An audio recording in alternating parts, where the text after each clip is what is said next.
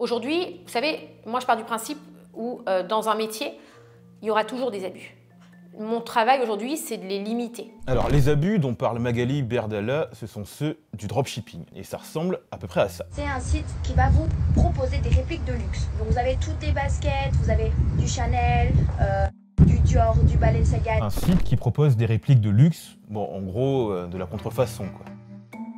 Des bougies pour nettoyer les oreilles qui en réalité ne nettoient rien du tout et qui en plus comporteraient de graves risques de brûlure d'après l'assurance maladie. Une pub clairement mensongère pour un produit qui peut en plus se révéler particulièrement dangereux.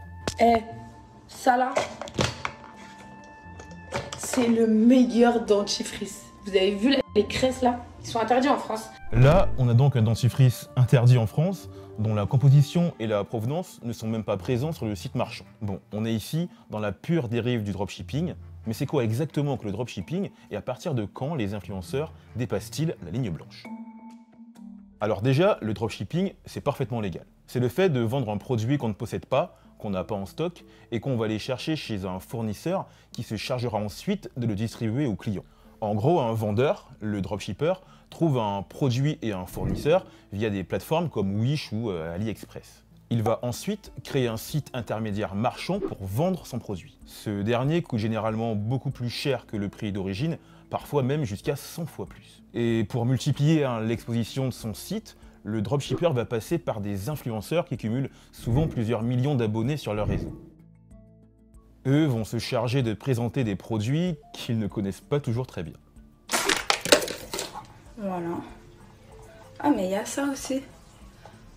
Ça, je sais pas à quoi ça sert par contre. Une pratique très lucrative pour certains influenceurs qui, pour les plus célèbres, peuvent gagner de 40 000 à 100 000 euros par mois. Bon, jusqu'ici tout va bien, mais l'arnaque n'est souvent pas bien loin.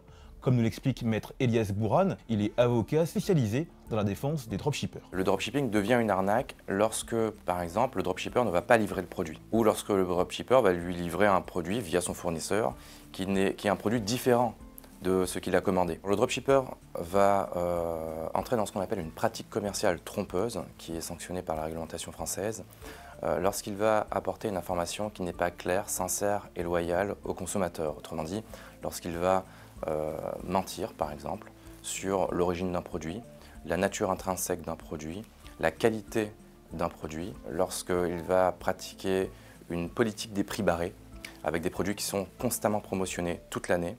Ça, c'est interdit. Le rôle de l'avocat va surtout être de conseiller et d'aider les nouveaux dropshippers, comme Yomi Denzel, qui à 21 ans est passé de jeune étudiant un peu fauché à millionnaire grâce au dropshipping. Aujourd'hui, il propose des formations pour aider ceux qui voudraient se lancer à leur tour. Là, on a les statistiques du mois. Ceux-là vont donc passer par des têtes de gondole pour faciliter la vente de produits pas toujours très fiables. Audrey Chipot a créé le compte Instagram Vos Stars en réalité, où elle va référencer les différentes arnaques diffusées par les influenceurs.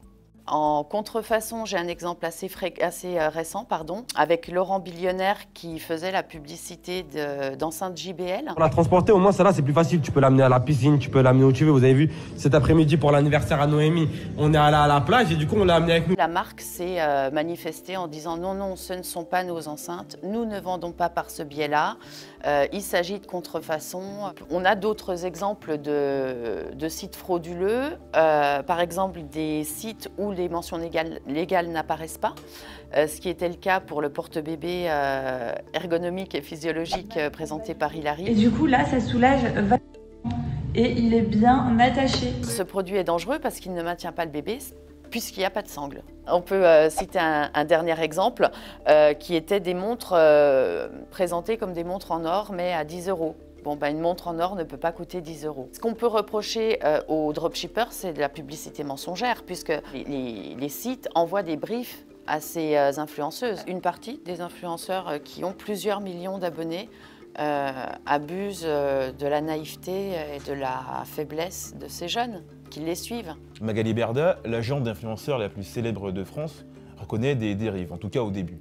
Elle plaide l'ignorance pour une pratique que personne ne connaissait vraiment quand elle a débarqué en France.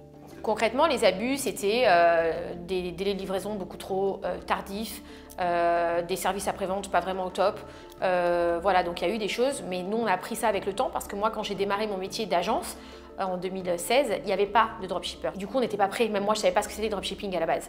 Donc j'ai fait, puis après on a appris et on a essayé de nous être beaucoup plus sélectifs pour qu'il y ait le moins de problèmes possible. Pour limiter les abus, on a créé donc une équipe de juristes qui va vérifier les sites avec des détails bien plus précis, que ce soit les sites, le fonctionnement, le gérant. On fait vraiment des contrôles beaucoup plus pointus. Mais la junte assure désormais avoir pris des dispositions pour limiter ces abus.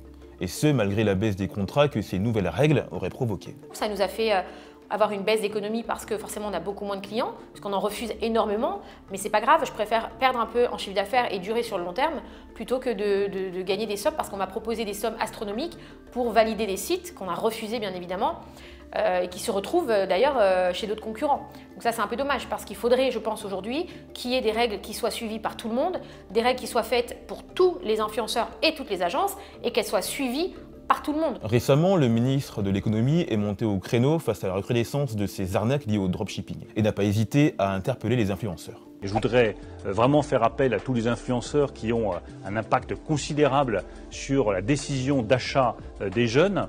Prenez vos responsabilités, faites attention à ce que vous recommandez, faites attention à vos promos flash, il faut que tout ça corresponde à la réalité du produit. Un site internet a été mis en place par le gouvernement pour lutter contre ces pratiques. Signal.conso.gouv.fr sur lequel les clients peuvent signaler tous les actes dont ils auraient été victimes. Pour pratiques commerciales trompeuses, le dropshipper peut lui risquer jusqu'à 2 ans d'emprisonnement et 300 000 € d'amende.